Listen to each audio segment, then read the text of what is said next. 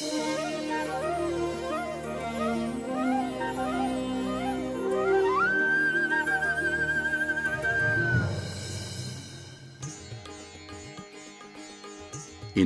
में इंद्रदेव और उनकी पत्नी अप्सराओं का नृत्य देख रहे हैं।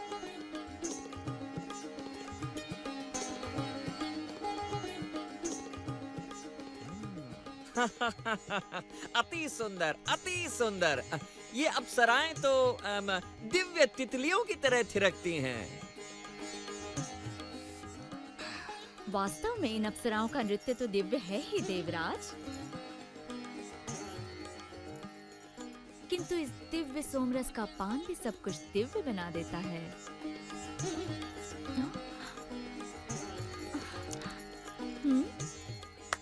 सोम पात्र भरा जाए और इसे खाली मत होने देना।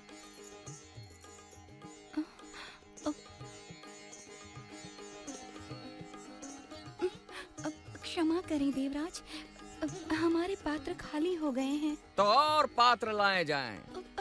सारे खाली हो गए। क्या? आप मेरे लिए सोमरस अवश्य लाएंगे न पतिदेव? परंतु ये विशेष सोमरस है जो ताल वृक्ष के फलों से बनता है। मेरे विचार से आपको किसी अन्य रस का पान करके अपनी प्यास बुझा लेनी चाहिए। पर ये रस केवल तालवन में ही बनता है, जो कंस का निजी उद्यान है, और दैत्य धेनुकासुर उसकी रक्षा करता है। अवश्य, किंतु मेरे महान पतिदेव इंद्र अपनी प्रिय पत्नी को एक साधारण दैत्य के कारण प्यासा नहीं रहने देंगे। बिल्कुल नहीं। मैं स्वयं तालवन जाकर इतना सोमरस ले आऊंगा कि यहाँ उसका तालाब बन जाए।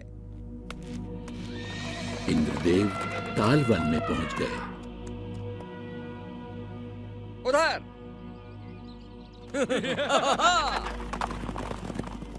यहाँ कंस के लिए सोमरस बनाया जा रहा है। महाराज कंस के सेवक कुछ ही पल में यहाँ आते होंगे सोमरस की अगली खेप लेने को। हमारे पास ज्यादा समय नहीं है, तो मैं 2-4 घूंट पी लूं।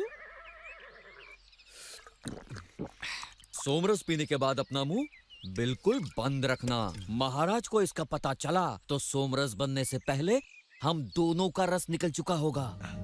इससे पहले कि ये मूर्ख पूरा सोमरस पी जाएं, हमें कंस का सोमरस चुराना होगा।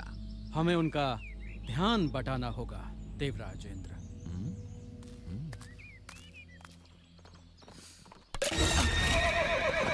लुटेरे, भागो!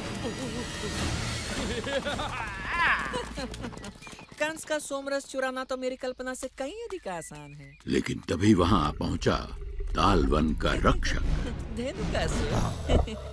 तुमने कंस का सोमरस चुरा तो लिया, पर इसे चख नहीं पाओगे।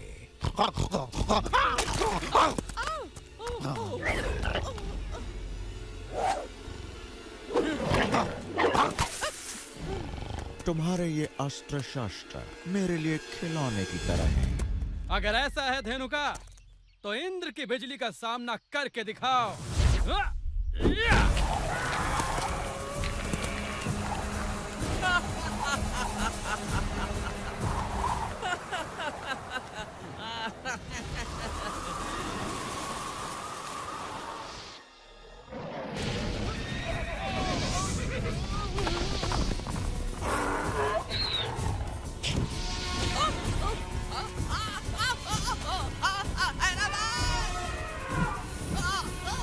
धेनुकासुर से हारकर इंद्रदेव वहां से लौट गए।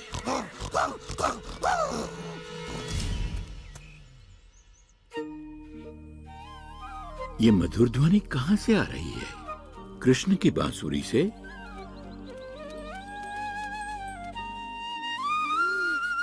तुम्हारी बांसुरी की धुन सुनकर ये सभी प्राणी यहाँ खींचे चले आए हैं कृष्णा। तुम बांसुरी सुनने आए हो? तुम्हारी गुंजन भी किसी बांसुरी से कम नहीं है।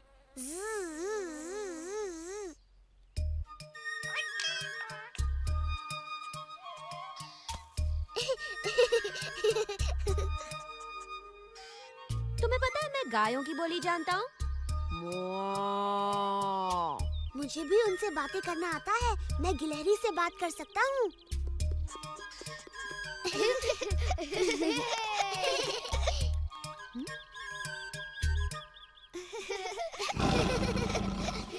अरे अरे अरे अरे,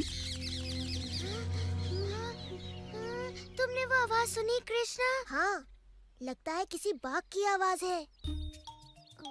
उस ओर से आई थी आवाज। हाँ? नहीं, शायद उस ओर से आई थी। आवाज तो पास से आती हुई लगी थी, है ना भाई? हाँ, शायद वो पास ही है। कहीं छिप जाते हैं। चलो इन झाड़ियों के पीछे। तुमने वो देखा कृष्णा? मुझे लगता है उस तरफ है।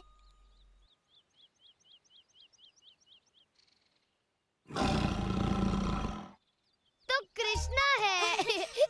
ओह, तो तुम हो वो खतरनाक बाघ। देखते हैं कौन खतरनाक है। कृष्ण ने दोस्तों को अच्छा बुद्धू बनाया।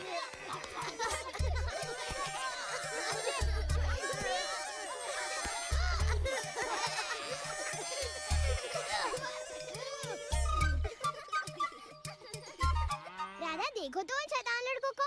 हमेशा खेलते रहते हैं और सारा काम हम करते हैं। सब कृष्ण का किया धरा है। यदि माखन नहीं चुरा रहा होगा तो कोई नया उत्पात कर रहा होगा। ये मधुर सुगंध कहाँ से आई? किसी अनोखे फल की लगती है। हमारे फलों में तो ऐसी मधुर सुगंध कभी नहीं आई। तो चलो खोजे स्वादिष्ट नए फल को और चखा दे पूरे वृंदावन को। ये सुगंध वहाँ से आ रही है। नहीं, रुको। ये वही उद्यान है जिससे मैया यशोदा ने हमें दूर रहने के लिए कहा था। यहाँ का रक्षक है भयानक असुर धेनुका। बिना अनुमति प्रवेश करने वालों को जीवित नहीं छोड़ता।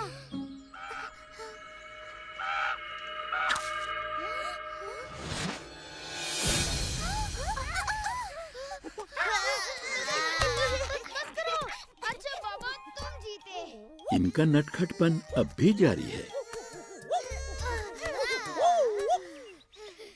मन भर गया श्रीधर? हाँ, मैं तो थक गया और मैं भी थक गया। बहुत बढ़िया।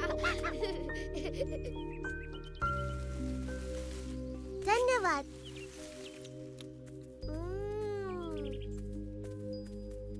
तुम इस कुश्ती के अभ्यास से थक गए होगे कृष्णा। आओ, हम तुम्हारे पैर दबा देते हैं।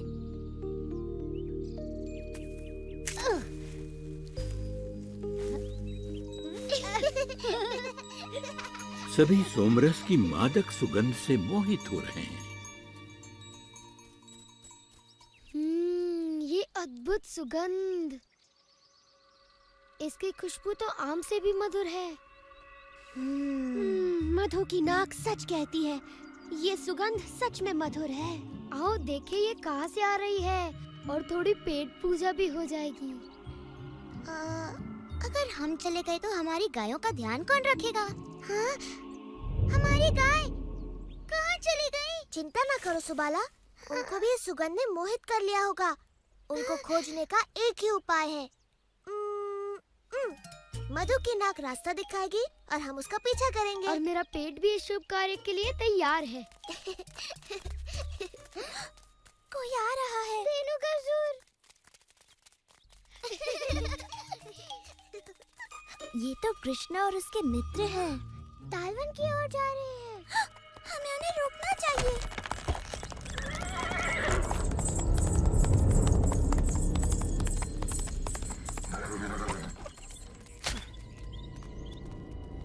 यहाँ तालवन में सोमरस से भरी मटकियों को लादा जा रहा है।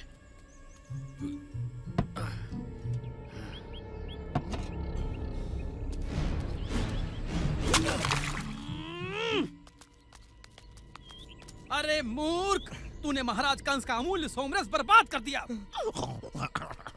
महाराज कंस का दूत सही कहता है। हमें अमूल्य सोमरस को बर्बाद नहीं होने देना चाहिए।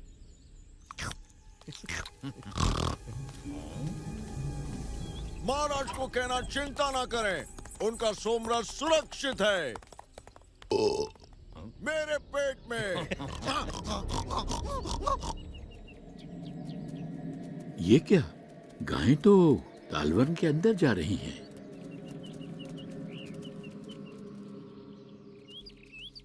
ये जगह कुछ ठीक नहीं लगती। हमें अंदर नहीं जाना चाहिए। हमें अपनी गाय लेने अंदर जाना ही पड़ेगा। वो तो वहाँ पर फल खा रही है, तो हमें जल्दी करना चाहिए। हाँ, इससे पहले कि हमारी गायों को कुछ हो जाए। नहीं, मेरा मतलब इससे पहले कि वो सारे फल खा जाए। सखाओं सहित कृष्ण भी वहां पहुंच गए। कृष्णा, बलराम, रुको, वो देखो।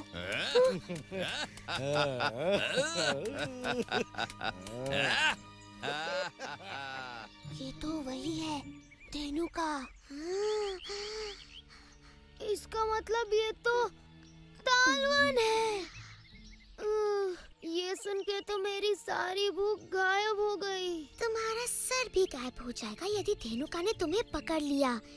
यहाँ से निकलने में ही भलाई है। ठहरो, पहले अपनी गायों को तो यहाँ से निकाले। बलराम ठीक कहता है, और यदि हमें प्राणों का खतरा है ही, तो क्यों ना इन स्वादिष्ट फलों से पेट पूजा करने के बाद अपने प्राण त्यागे जाएं? मुझे अपने प्राण नहीं गंवाने, भले ही मुझे दुनिया के सबसे स्वादिष्ट फल मिल जाएं।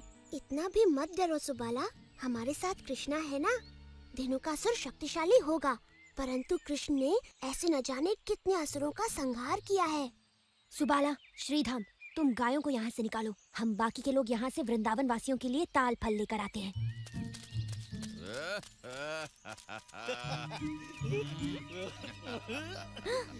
ये लोग तो कंस के फल चुराने वाले हैं। ये लोग संकट में हैं। चलो मैया यशोदा को बताते हैं। दधी, तुम धेनुका पर नजर रखना। ध्यान रखना कि वो इस ओर ना आने पाए। चौकीदार दधिलोभ सेवा में हाजिर है। ये तो असंभव है। इतने ऊपर हम में से कोई नहीं पहुंच सकता। यदि हम फल तक नहीं पहुंचे तो फल हम तक पहुंच जाएंगे। अभी देखो।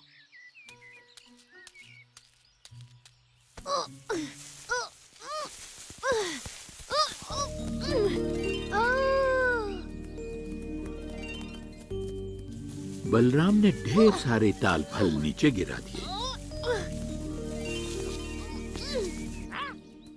दधिलोभ भी उनका आनंद ले रहा है।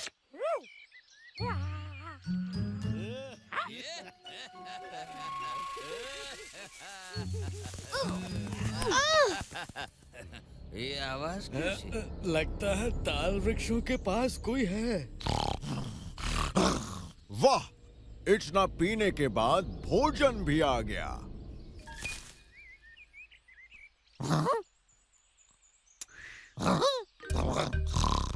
शांत, ये तो केवल एक सिरफिरा बंदर है। लगता है इस प्रेम के भूखे को तुमसे प्रेम हो गया है धेनुका।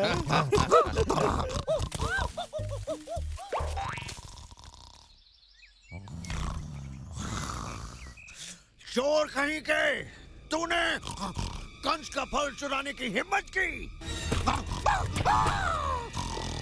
पकड़ो उसे। दधी कुछ बताना चाह रहा है। लगता है उसे और फल चाहिए।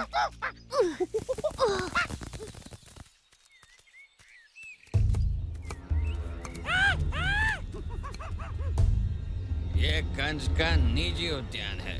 इसके फल चुराने का तुम्हें कड़ा से कड़ा दंड मिलेगा। यहाँ तो कंस की आवश्यकता से कहीं अधिक फल हैं। क्या हम नन्हे नन्हे बच्चे थोड़े से फल चक्कर अपनी भूख नहीं मिटा सकते?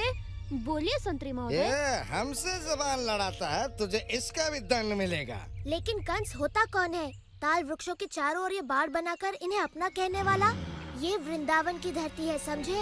और इस पर सबका अधिकार है। तब तो तुम्हें कंस की धरती का भी हिस्सा देना चाहिए। क्यों? अधिकार की बात करता है।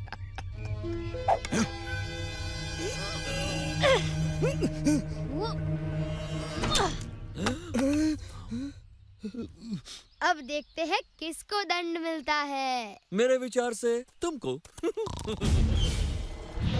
अब क्या होगा?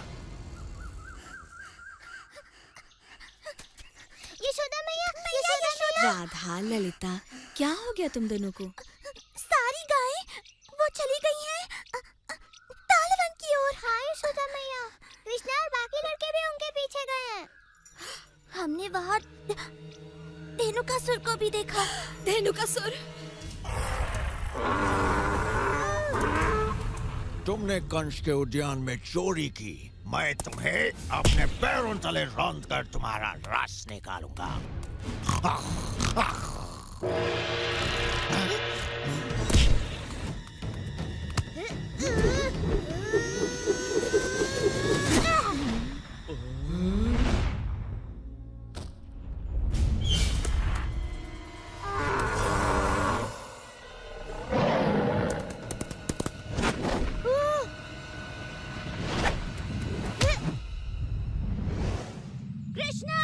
छोड़ना नहीं उसे, दिखा दो अपना साहस, मार दो उसे कृष्णा।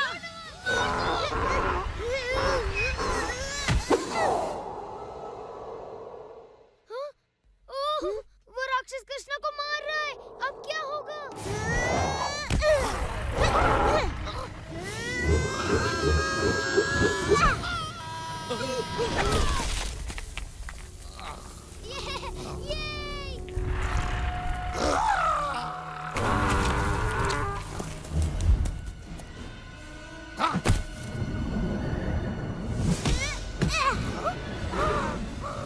गांव के चिंतित लोग भी तालवन पहुंच गए। वो देखो।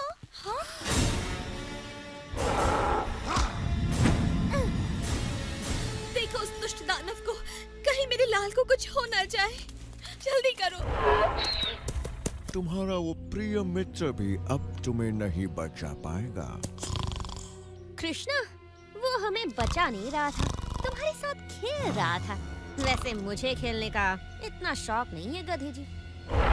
चाहे तो मैं तुम्हारा खेल ही खत्म कर देता हूँ।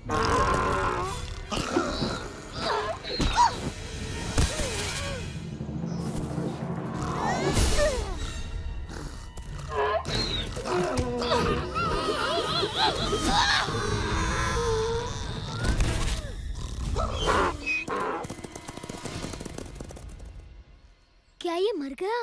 बिल्कुल मर गया। बलराम जैसा योद्धा पूरे वृंदावन में नहीं। हाँ? ऐसा लगता है थोड़ा सा युद्ध बाकी है मेरे भाई।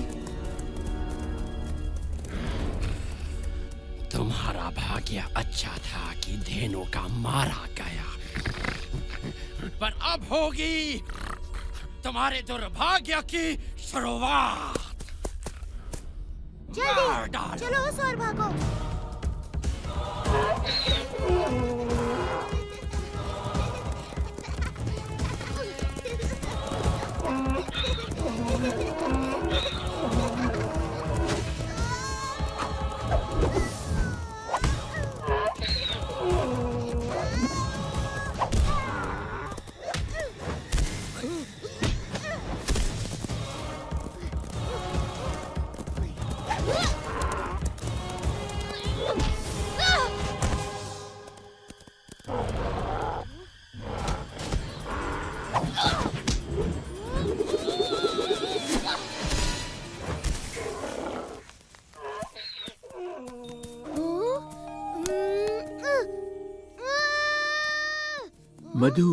मधु जैसे मीठे फल खाकर आनंदित हो गया।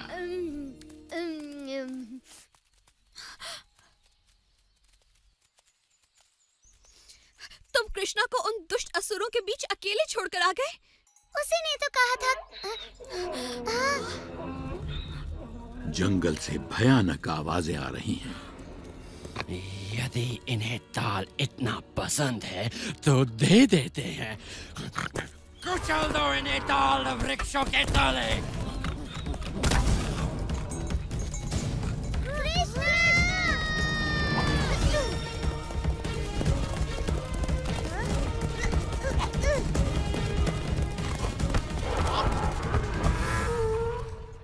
कृष्ण ने उन्हें ही कुचल दिया।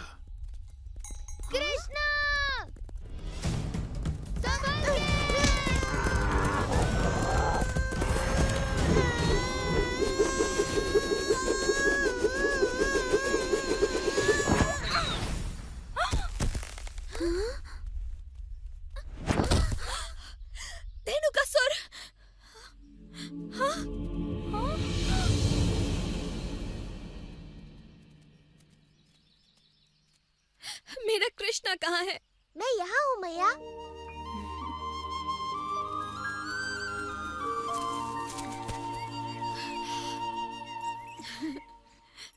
हम तो आपके लिए थोड़े से ताल फल जमा कर रहे थे मैया। परंतु ये तो कंस का उद्यान है। है नहीं था। अब ये तालवन वृंदावन वासियों का है। ये लो। कृष्ण ने किया एक और चमत्कार, दिया वृंदावन को एक और उपहार।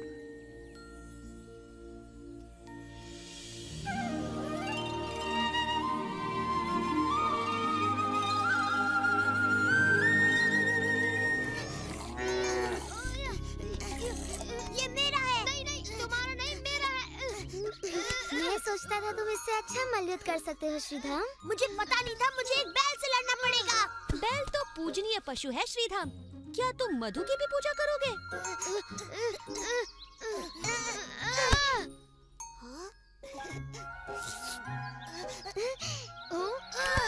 मेरे देवता विष्णु है।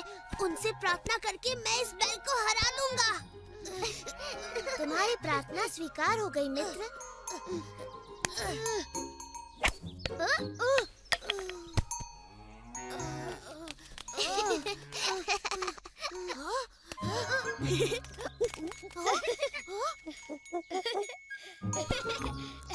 ये बिल्कुल गलत बात है कृष्णा। तुमने ये दधी लोग को क्यों दे दिया? मैंने नहीं, विष्णु ने दिया।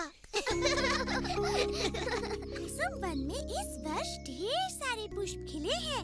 हमारी टोकरियाँ पुष्पमालाओं से भर जाएंगी। हमें दूसरे रास्ते से जाना चाहिए। क्यों? बचाओ! कृष्णा हमें जैसे देख रहा है, मुझे तो डर लगता है। उसके मन में कुछ तो है। मैं सच कह रही हूँ। कृष्ण हमारा क्या करेगा? वो तो गायों का दूध निकाल रहा है और उससे डरकर मैं दूसरे रास्ते से नहीं जाने वाली।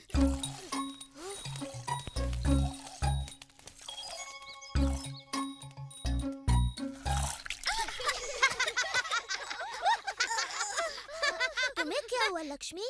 तुमने राधा पर दूध क्यों छिड़क दिया? इसने सोचा तुम्हें ताजा दूध पसंद है।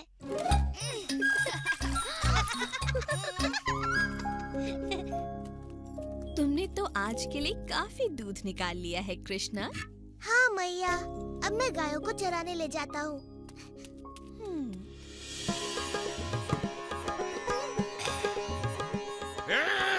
बंद करो ये हल्ला गुल्ला, मेरे सर में पीड़ा होने लगी है।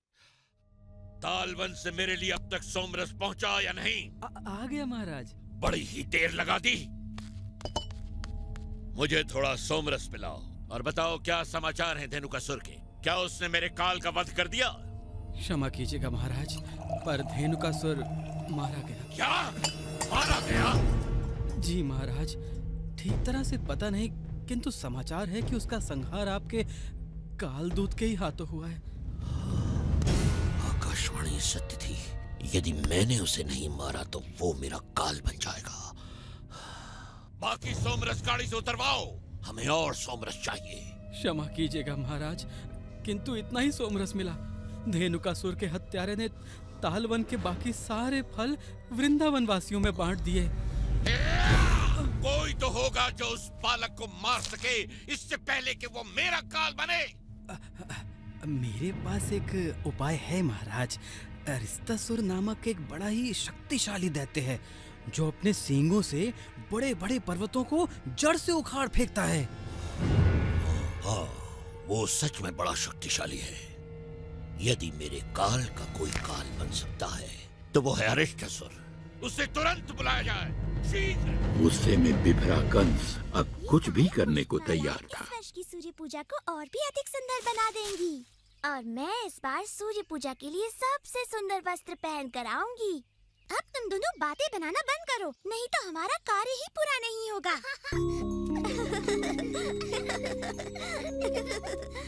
राधा, ये क्या कर रही हो? सूर्य पूजा के लिए पुष्प चुन रही हूँ। सूर्य पूजा के लिए पुष्प, वो भी मेरी अनुमति के बिना? हमें तुम्हारी अनुमति की कोई आवश्यकता नहीं। देखा तुम लोगों ने, ये लड़कियाँ मेरे पुष्प चुरा रही हैं। तुम इस वन के मालिक कब से हो गए? तुमने कभी कोई बीज नहीं रोपा, कभी किसी वृक्ष को पानी नहीं दिया। तुम कुसुमवन की शोभा बिगाड़ रहे हो, गायों और अपने बिगड़ैल साथियों के साथ। बिगड़ैल पेटू साथियों के साथ। तुम होती कौन हो निंदा करने वाली मुझ जैसे सदाचारी सज्जन की? हाँ, सज्जन और सदाचारी कृष्ण, जिसने जन्म होते ही एक नारी के प्राण हर लिए। पूतना एक दुष्ट राक्षसी थी जो कृष्णा को मारने आई थी और बचपन में सबके घरों से माखन चुराकर अपनी मैया से कितनी सरलता से झूठ बोलता था। हाँ, बड़ा स्वादिष्ट होता था वो। और जब ये थोड़ा बड़ा हुआ तो स्नान करती बेचारी गोपियों के वस्त्र चुराने में भी इसे लज्जा नहीं आई। हंस लो निर्लज्जों। और कुछ दिन पूर्व ही कृष्ण ने एक बछड़े को भी मारा था। किंतु वत्ससुर एक राक्षस था। तो ऐसा सज्जन और सदाचारी है तुम्हारा मित्र कृष्ण। बोल लिया तुमने, अब मेरी बात। इनसे लड़कर और अधिक अपमानित होना पड़ेगा कृष्णा। कृष्णा माखन चोर, कृष्णा माखन चोर, कृष्णा माखन चोर, कृष्णा माखन चोर। आजकल मेरी सज्जनता का कोई महत्व ही नहीं रह गया। चलो गायों को किसी और स्थान पर ले जाए। इधर वृंदावन में एक नई विपदा मुंह बाय खड़ी थी। वृंदावन तो यहाँ छिपा बैठा है कंस का काल। अब नहीं बचेगा ये बालक। ये है अरिष्टसुर जो कृष्ण को ढूंढ रहा है।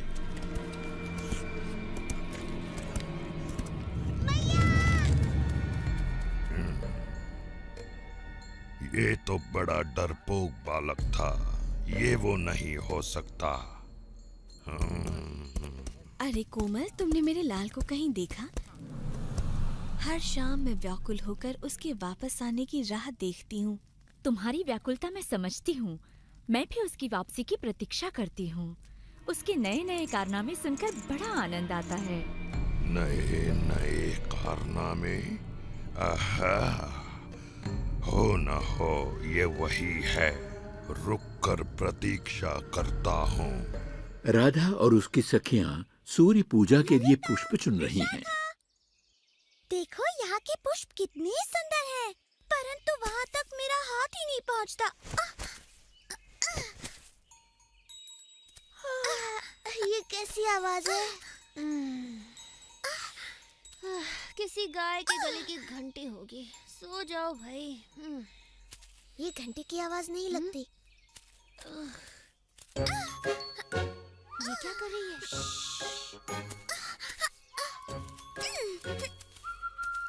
क्या करने का विचार है तुम्हारा? राधा से अपने अपमान का बदला।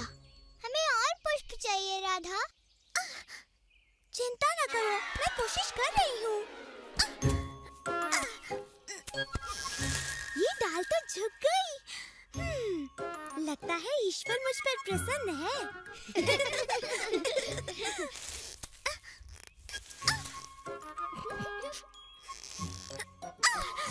आ गई पकड़ने।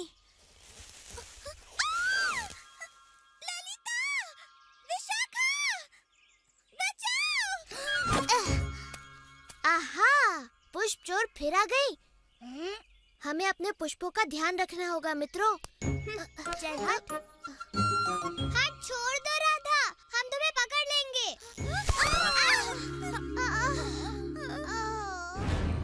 अरिष्टासुर हर जगह कृष्ण को ढूंढ रहा था।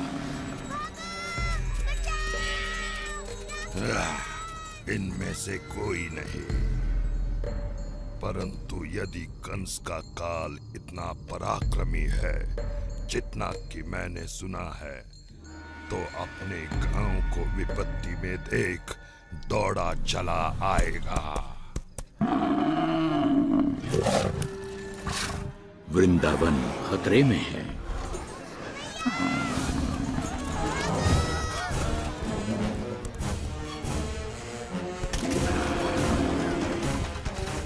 वो साय अरिष्टासुर ने बांध तोड़ दिया और नदी का सारा पानी वृंदावन में आ गया।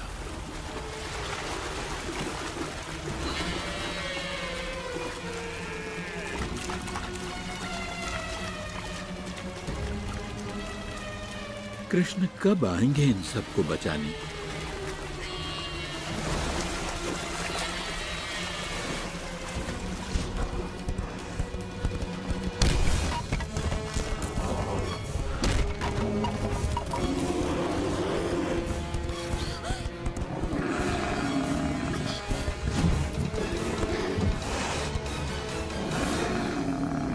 तुम्हारे सारे मित्र अपनी गायों के साथ घर चले गए कृष्णा। यदि तुम नहीं गए तो मैया यशोदा बड़ी चिंतित होंगी। मैं अपने पुष्पों की रक्षा करूंगा, चाहे पूरी रात खड़े रहना पड़े। ओह, तुम इतने हठी क्यों हो कृष्ण? हमें ये पुष्प मालाएं सूर्य पूजा के लिए चाहिए। ये सोचना मेरा काम नहीं। अब ये पुष्प केवल भगवान विष्णु के लिए है। ये किसकी आवाज थी? ऐसा लगा कि कोई राक्षस है।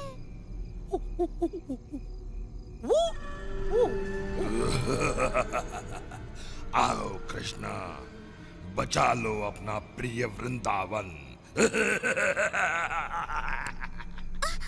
रुक जाओ कृष्ण, ये कोई षड्यंत्र हो है। भी सकता है, पर मैं वृंदावन वासियों की पुकार अनसुनी नहीं कर सकता। असुर ने कृष्ण को नहीं, अपने काल को पुकारा है।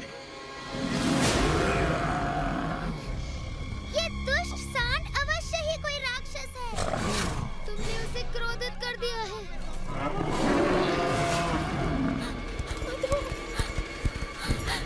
इन्हें क्षमा कर दो।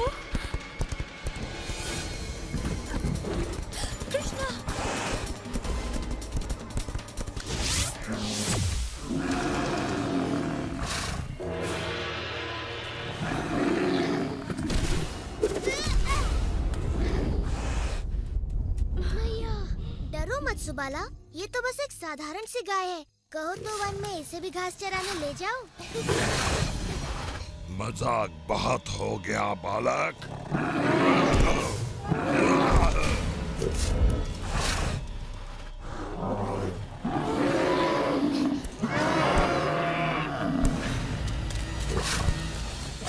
तुम कोई राक्षस नहीं हो, एक नीच और अधर्मी पशु हो। तुमने वृंदावन वासियों को क्यों भयभीत किया हुआ है?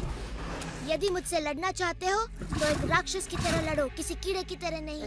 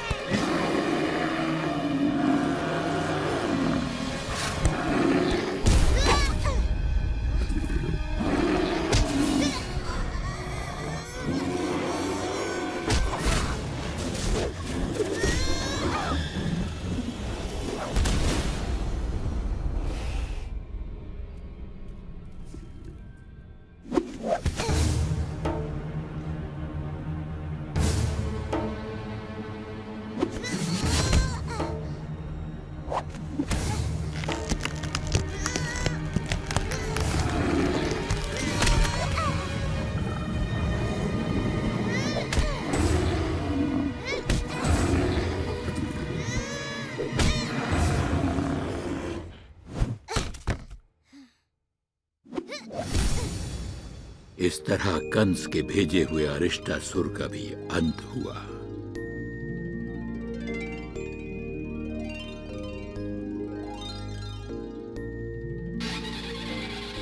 गांव में उत्सव जैसा वातावरण छा गया। थोड़ी मिठाई खाओ मेरे प्रिय कृष्णा। धन्यवाद। एक और? स्वादिष्ट। नहीं नहीं, बस और नहीं। कृष्णा, मेरे हाथ से भी। अच्छा, बस एक और। आप लोग भी खाइए ना।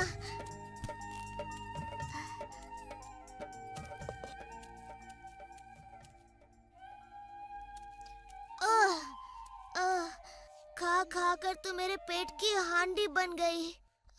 अब थोड़ा विश्राम हो जाए। अब मुझे उलट चाहिए। वाह मेरे भाई, आज तो तुमने अपने कारनामों में एक और नया कारनामा जोड़ दिया। तुम्हारा मतलब है अपने पापों की सूची में एक और पाप? तो अब हमारे सदाचारी कृष्ण ने एक सांड को भी मार डाला है।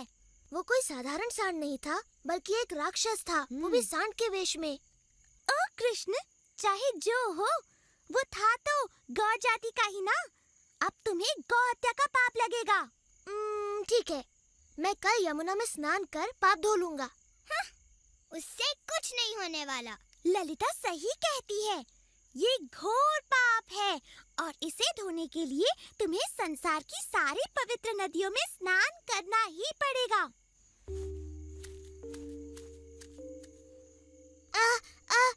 मुझे एक अच्छा उपाय सूझा है।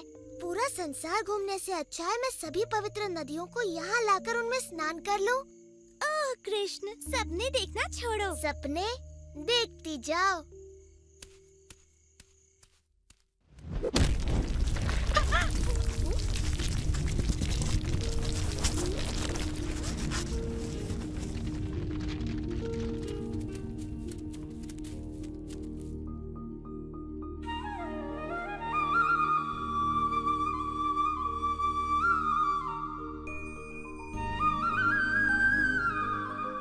मैं हूँ गंगा, पर्वतों के राजा, हिमवान की पुत्री।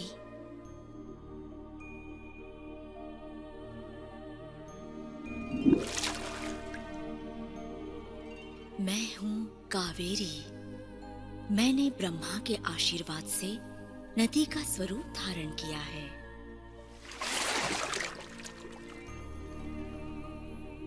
मैं गोदावरी हूँ।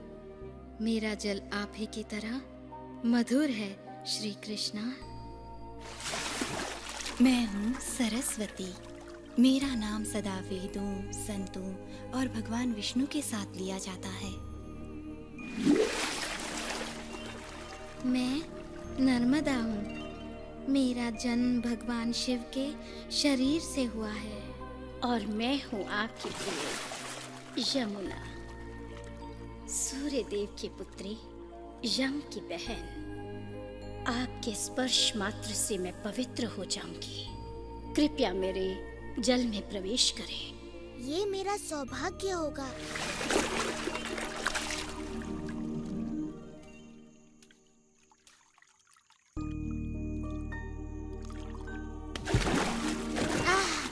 इस सरोवर का नाम होगा श्याम कुंड। इसका जल पवित्र और शीतल है और श्याम कुंड में स्नान कर मेरे समस्त पाप धुल गए हैं। पर तुम तीनों पाप की भागी बन गई हो, राक्षस अरिष्टासुर का पक्ष लेकर। आओ, श्याम कुंड में स्नान करके अपने पाप धो लो। नहीं, तुम्हारे पाप धोकर अब ये जल अशुद्ध हो गया है। हम अपना सरोवर स्वयं बनाएंगी। हाँ, यहीं पर, जहाँ अरिष्टासुर ने अपने पैरों से गड्ढा बना दिया। और गोपियां सरोवर रचने में जुट गईं।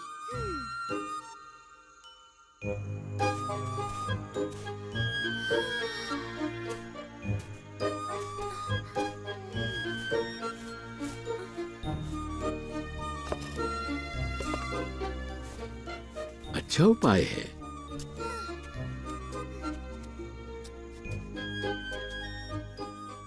अरे वाह, मीनू ने इतना बड़ा काम पूरा कर लिया। बड़ा सुंदर गड्ढा खोदा है तुमने राधा, पर इसमें जल तो दिख नहीं रहा। जल भी आएगा। यदि वर्षा की प्रतीक्षा कर रही हो तो फिर भूल ही जाओ। मेघ का एक छोटा सा टुकड़ा तो तुम तीनों ने निश्चय कर लिया है कि तुम्हें मेरा अशुद्ध जल नहीं चाहिए? नहीं, बिल्कुल नहीं। हम मानसी गंगा से अपना शुद्ध जल लाएंगी। क्या ये पानी के कुछ मटकों से सरोवर बना पाएंगी? क्या मुझे इनकी सहायता करनी चाहिए बलराम? तुम्हारी सहायता के बिना ये कुछ नहीं कर पाएंगी भाई। बेचारी थक कर चूर हो गई हैं।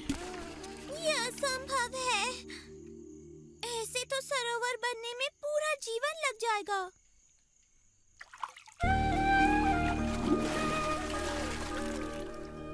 ओ राधा, तुम तो थक गई और निराश हो गई हो। हमें सेवा का अवसर प्रदान करो। हम तुम्हारा ये सरोवर अपने पवित्र जल से भर देंगे।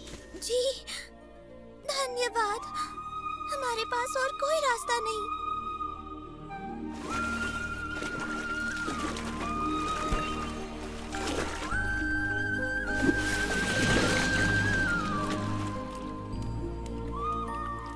तुम्हारा सरोवर राधा कुंड तो मेरे सरोवर से भी कहीं अधिक सुंदर है। ये सरोवर सदा मेरा प्रिय रहेगा और मैं यहाँ प्रतिदिन स्नान करूँगा। तुम्हारा सरोवर भी बड़ा सुंदर है कृष्णा। मैं प्रतिदिन यहाँ अपनी सखियों के साथ स्नान और जल क्रीड़ा किया करूँगी। राधा कुंड और श्याम कुंड क्या बने कि इनकी आपसी तू मैं मिट गई। वृंदावन में आने वाले खास त्योहार की तैयारियां चल रही हैं। इन मोतियों के आभूषण पहनकर दीपावली पर हम वृंदावन की सबसे सुंदर गोपियाँ लगेंगी। इनसे सजकर हम ऐसे चमक उठेंगी जैसे दीपों की पंक्तियों से घर।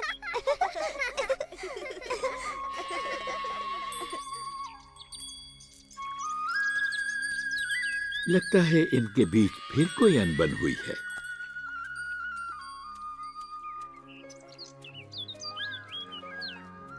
तुमने देखा ये लड़कियाँ मुझे किस प्रकार अनदेखा कर रही हैं बलराम? तुम्हारे सुंदर रूप के चकाचौंध में अंधी है मेरे भाई, तभी अनदेखा कर रही हैं। वो तो है ही, पर मेरे विचार से वो नहीं चाहती मैं उनके मोतियों के आभूषण देखूं जो वो दीपावली के लिए बना रही हैं। चलो देखते हैं क्या ये हमारे साथ अपने आभूषण बांटने को तैयार है।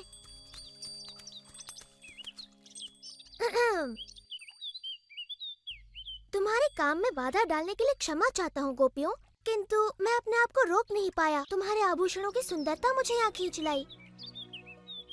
मेरे मित्र भी दीपावली का त्योहार मनाना चाहते हैं। क्या तुम उन्हें अपने कुछ मोती दोगी ताकि वो भी तुम्हारी तरह अपनी सुंदरता बढ़ा सके? मुझे नहीं पता था कि सुबाला और मधु को अपनी सुंदरता का इतना ध्यान है। मैं उनकी बात नहीं कर रहा, मेरा मतलब था हंसी और हरिणी। लो, कृष्ण ने फिर गुस्सा दिला दिया राधा को। प्यारी गोपियों, तुम्हें अपने आभूषणों पर इतना अभिमान है कि तुमने इन भोली भाली गायों के साथ अपने आभूषण बांटने की मेरी विनती भी अनसुनी कर दी। तुम बड़े अच्छे हो कृष्णा, पर ये मोती केवल राजा रानियों के लिए हैं। तो तुमने सिर्फ 2 गायों के लिए ही क्यों मांगा? अपनी सारी गायों के लिए मांगना चाहिए था ना। मुझे तुम्हारे सारे मोती नहीं चाहिए ललिता, बस मेरी 2 सबसे प्रिय गायों के सींगों को सजाने के लिए थोड़े से। माफ कर दो कृष्णा, पर मेरे पास तुम्हारी गायों को देने के लिए एक भी मोती नहीं है। ठीक है, रहने दो। इनके लिए मैं मोती ढूंढ लूंगा। क्या कृष्ण ऐसा कर पाएंगे? देखते हैं। उन्होंने मना कर दिया। हाँ? ना तो गायों के लिए कोई सम्मान है, ना मेरे लिए। एक बार मैं इनकी बुद्धि ठिकाने लगा दूं, तब समझ में आएगा।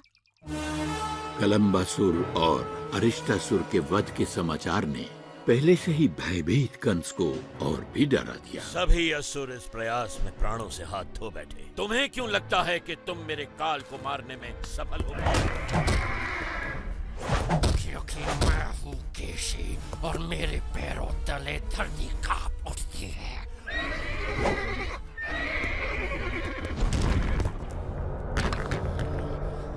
मैं आपके काल को ढूंढ निकालूंगा महाराज कंस, और उसे अपने पैरों तले रोन डालूंगा।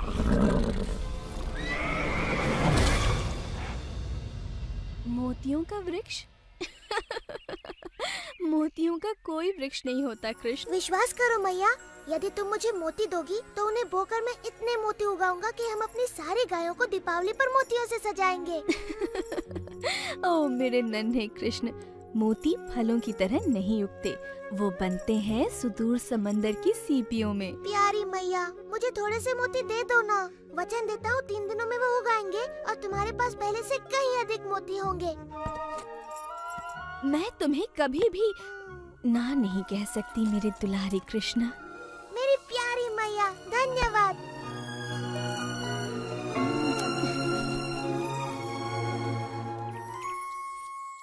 और कृष्ण सच में मोती बोने लगे।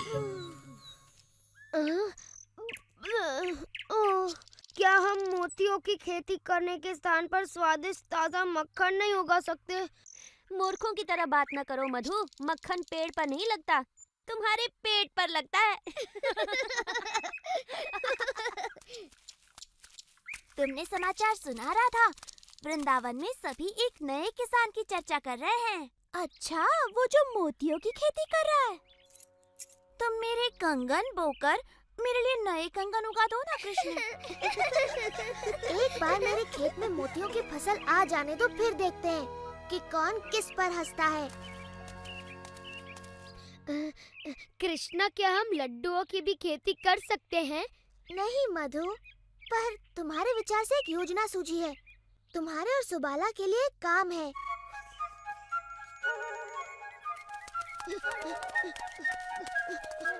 गोपियों, रुको। अगर तुम्हें बोने के लिए और मोती चाहिए तो हमारे पास नहीं है। हमारे पास सुंदर से मोती है, लेकिन कृष्णा ने पूछा है क्या तुम हमें थोड़ा सा दूध दे सकती हो?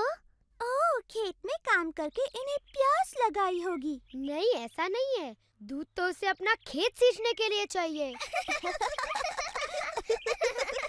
क्षमा करना, किंतु ये दूध इस कार्य के लिए उपयुक्त नहीं। विशाखा ठीक कहती है, कृष्ण के पवित्र मोतियों के लिए इससे काम नहीं बनेगा। तुम्हें चाहिए नागफनी का दूध। देखिए तो, मोती उगाने का प्रयास हो रहा है। और यहाँ तालवन में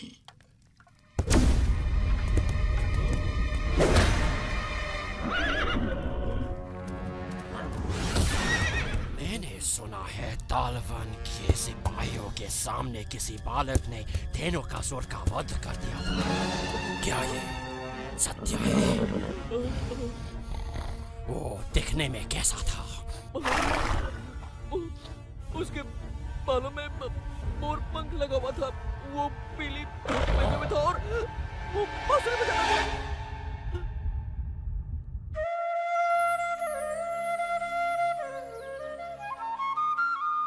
आहा,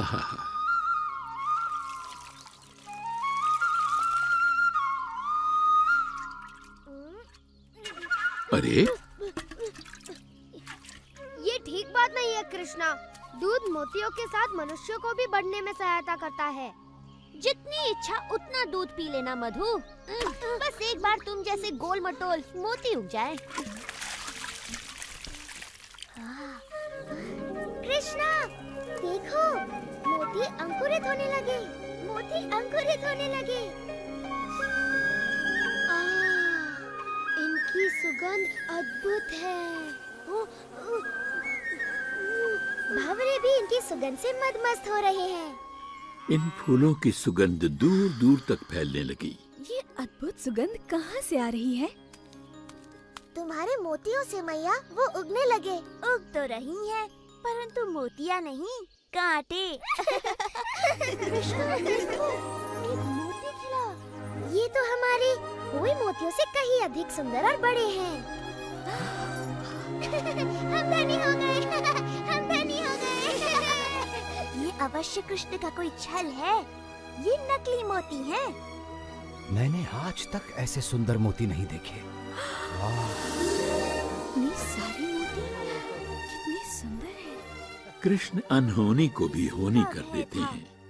कृष्ण की मोतियों के सामने हमारे मोती फीके दिखने लगेंगे। अगर हम उसे कुछ मोती मांगे तो वो बिल्कुल भी मना नहीं करेगा। हमारा दुर्व्यवहार देखकर अब वो हमें मोती तो नहीं, ताने अवश्य देगा।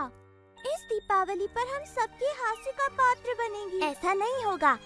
हमें पता है कृष्ण ने मोती कैसे उगाए हैं। ये बड़ा सरल है। हम भी मोतियों की खेती करेंगी।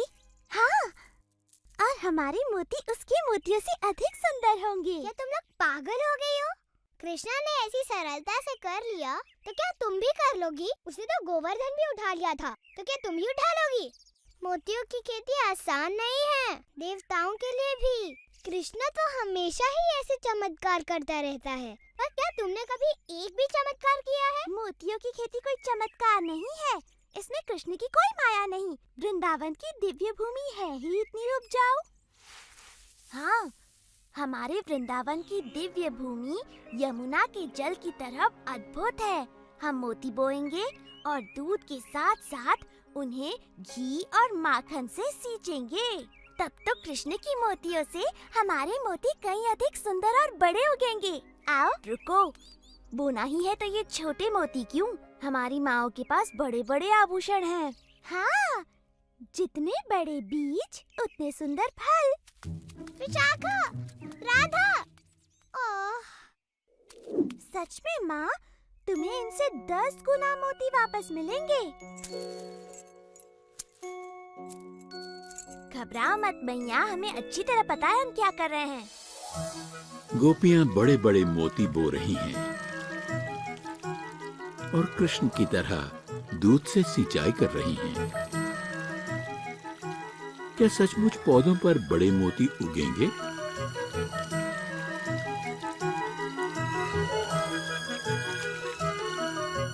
मूर्ख लड़कियां, कितने दिनों से लगी हुई हैं। उग रही है तो केवल जंगली घास। किंतु जितने मक्खन और घी से उन्हें सींचा जा रहा है, ये घास बड़ी स्वादिष्ट हो गई होगी। ये तो बड़ी गड़बड़ है। तुम चाहते हो कि उनके भी मोती उगे? नहीं, मैं चाहता हूँ वो घी मक्खन को बर्बाद न करके उनका सदुपयोग करे। कृष्णा, मेरे सच्चे मित्र, क्या मुझे कुछ देर के लिए तुम्हारी धोती, बांसुरी और मोरपंख मिलेंगे? ओह, तुम बड़े चतुर हो मधु। मेरे विचार से लड़कियां एक थके हारे मोतियों के किसान के साथ अपना घी माखन अवश्य बांटेंगी। मधुमंगल कृष्ण का रूप धार कर गोपियों के पास जा पहुंचा। कहीं उसने ये रूप धार कर भूल तो नहीं की? कौन है? कृष्णा, यदि तुम हमसे हमारे सुंदर मोती मांगने आए हो तो यहाँ से चले जाओ। मुझे अपना मुख दिखाने में भी लज्जा हो रही है। तुम तो मुझसे कहीं अधिक अच्छी तरह से मोतियों की खेती कर रही हो। यदि तुम थोड़ा सा घी और माखन मुझे दे दो तो मैं अपने मोती कम से कम तुम्हारे मोतियों के आधे आकार के तो कर सकूं। अब जबकि तुम अपना घमंड फुलाकर हमारे पास आए हो, हम थोड़ा सा माखन तुम्हारे साथ बांट सकते हैं। धन्यवाद, धन्यवाद। हाँ? गोपियों, इधर आओ। तुमने देखा हमारे मोतियों के ये पौधे कृष्ण के मोतियों से अलग हैं। ललिता सच कहती है, हमारे खेतों में तो कुछ भी नहीं उगा, सिर्फ कांटों वाले पौधे उगे हैं। ये बात किसी को पता न चलने पाए, विशेष तौर पर माताओं को।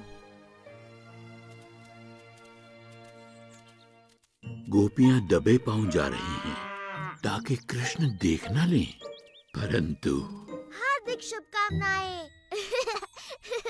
सुना तुम्हारे खेत में फसल लहलहा उठी है। अच्छा, तुम्हें किसने बताया? एक नन्ही चिड़िया ने, जिसके पैर में कांटा चुभ गया था।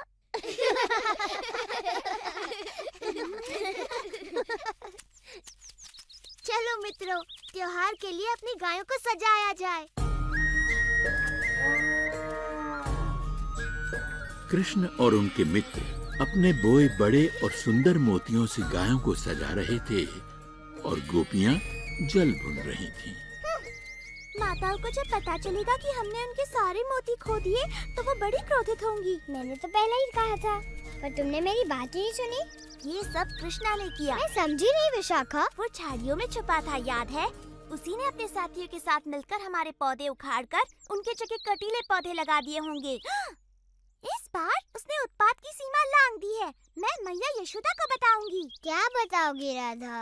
कि कृष्णा ने इतने सुंदर सुंदर मोती उगाए कि उससे सुंदर मोती उगाने के लिए तुमने अपनी माँ के मोती भी खो दिए। ललिता ठीक कहती है, कृष्ण ने हमें छला हो या हमने स्वयं को छला हो, हमारी परिस्थिति वही है। हमारे पास एक भी मोती नहीं है। यदि हमारी माताओं को पता चला तो वे हमें कभी क्षमा नहीं करेंगी। परंतु वृंदावन में मोती मिलना इतना सरल नहीं है। हम कहाँ से लाएंगे? हमारे पास और कोई चारा नहीं। हमें कृष्ण से पूछना चाहिए कि क्या वो अपने कुछ मोती हमें बेचेगा। नई विपदा दानव केशी हिनाते हुए वृंदावन आ पहुंचा। कहाँ है वो बालक?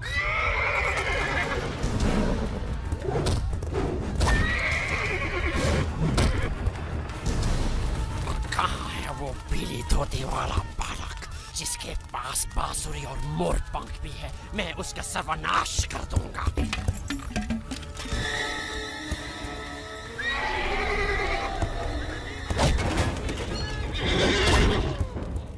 चलो यमुना चलो।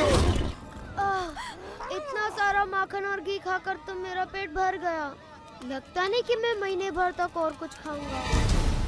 कृष्ण का स्वांग रचे मधु को देख असुर बहुत तेजी से उसकी तरफ बढ़ा।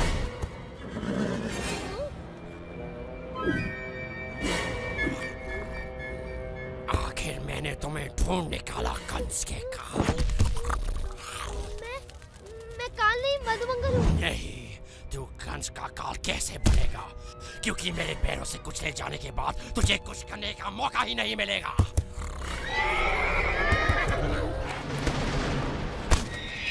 तुम जिसे ढूंढ रहे हो वो मैं हूँ।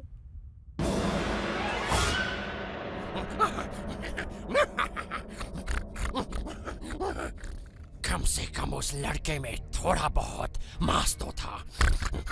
तुझे तो मैं बाएं पैर से ही मार दूंगा बच्चे। इससे डरो मत। केशी बिल्कुल हमारे खेलने वाले काठी के घोड़ों जैसा है।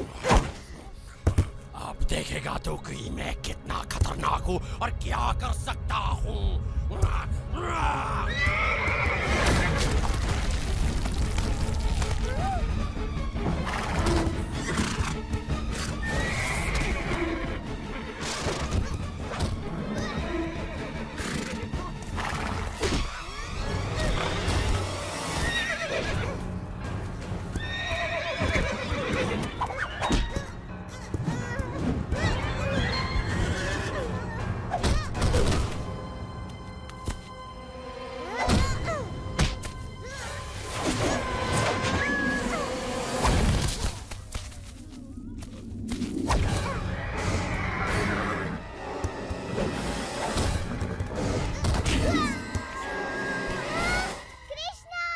वो कृष्ण को ढूंढ रहा था जबकि कृष्ण ठीक उसके पीछे थे।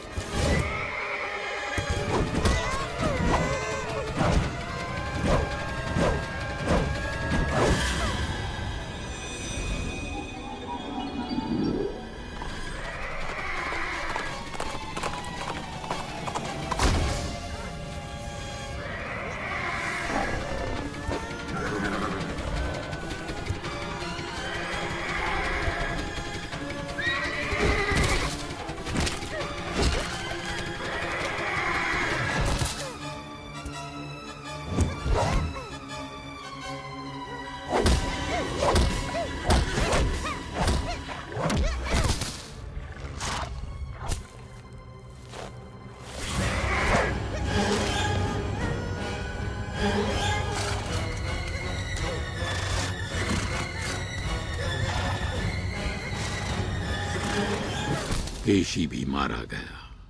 ये सारे दैत्य समझते क्यों नहीं कि वो कृष्ण का कुछ नहीं बिगाड़ सकते। मधुमंगल को होश आ गया।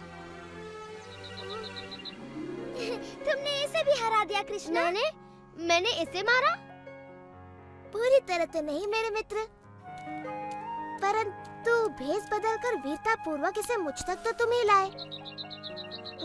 मैं अब कभी भी तुम्हारा रूप नहीं धरूंगा कृष्णा। चाहे जितना भी घी माखन मुझे खाने को मिले। बहुत सही कहा मधु, ये राय दुरुस्त है। दैत्यों का इस तरह से स्वागत करना वृंदावन वासियों का स्वभाव सा हो गया है।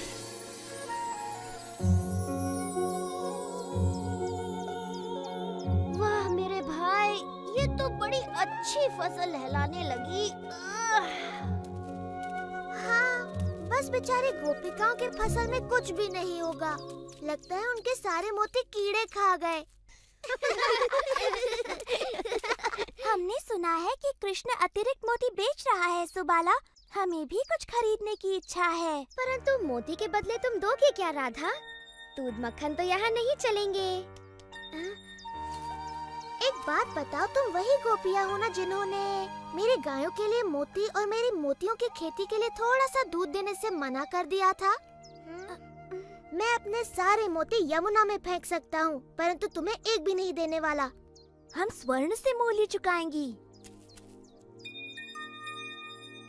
तुम्हारे घरों का सारा धन और तुम्हारे घर का मूल्य भी जोड़ दो, तब भी मेरे एक मोती का मूल्य नहीं चुका पाओगी। तुम हमेशा हमारे साथ ऐसा क्यों करते हो कृष्णा? कृपा करो कृष्ण, हम अपनी माताओं के लिए तुम्हारे मोतियों की मूल्य से अधिक चुकाने को तैयार हैं। तुम्हारी माताएं? अच्छा, तब बात अलग है। तुम तो जानती ही हो, माताओं का नाम सुनकर मैं पिघल जाता हूँ, है ना मित्रों? हाँ, कृष्णा को मैया से बड़ा प्रेम है। हाँ, बिल्कुल। तुम्हारी माताओं को मेरे सबसे सुंदर मोती मिलेंगे। धन्यवाद कृष्णा। धन्यवाद कृष्णा, तुम बड़े दयालु हो। वो तो मैं हूँ ही, पर धन्यवाद मेरा नहीं, अपनी प्यारी माताओं का करो।